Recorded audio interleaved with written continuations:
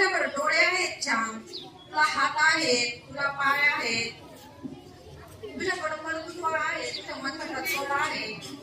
अशा वेळेस याचा तू फायदा कर. मग या सर्वांचं काय करू मी? बाबा म्हणाले, तुझ्या तोंडाने तू दुसऱ्यांना आधार दे, दुसऱ्यांना धीर दे, तुझ्या हाताने तू कष्ट कर, इतरांची मदत कर.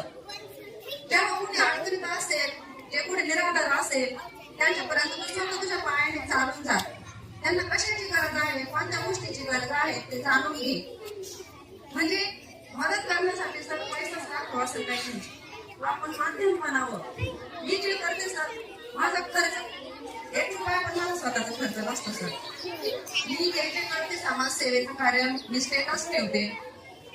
जे काही लोक असतात त्यांना कपड्यांची गरज असते, त्यांच्या पायात अंगठी घालतात ते मुलं, त्यांच्या अंगावर फाटलेल्या साड्या असतात, ब्लाऊज असतात, किंवा ज्यांना खायला काही नसतं, स्टेटस ठेवते मी की ज्यांच्याकडे कोणाकडे कपडे आहेत की जे आपण अडगळ समजले जातो, ते आपण न वापरणारे असते फेकून देतो किंवा जाळून टाकतो. फक्त आपला खूप सधन परिवार असतात तर त्यांच्या कुटुंबांमध्ये अशीच पडलेले असतात, तर ते माझ्यापर्यंत पोहोचवा. स्कूल बॅग असतील ते माझ्यापर्यंत पोहोचवा, साड्या असतील माझ्यापर्यंत पोहोचवा. तुम्हाला नाही शक्य झालं तर मी तिथे येते, मी ते घेते. अशा पद्धतीने आज मी जेव्हा कुठे येते फिरते तेव्हा मी सर्वे करते सर.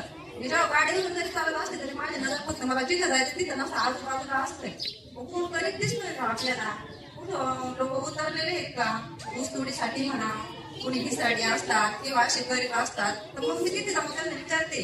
कधी कधी काय असतो, एखाद्या स्वाभिमानाचा प्रश्न असतो, आपण कोणाला दिलेला खटकतं का तुम्ही आम्हाला दिलाय, त्यांना अगोदर विचारते तुम्हाला अशी अशी आम्ही मदत केली तरी चालेल का?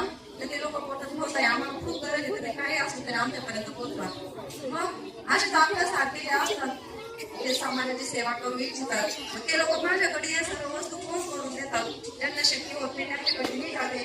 माझा मित्र परिवार इतका छान आहे मॅडम, तर मी त्यांना सांगितलं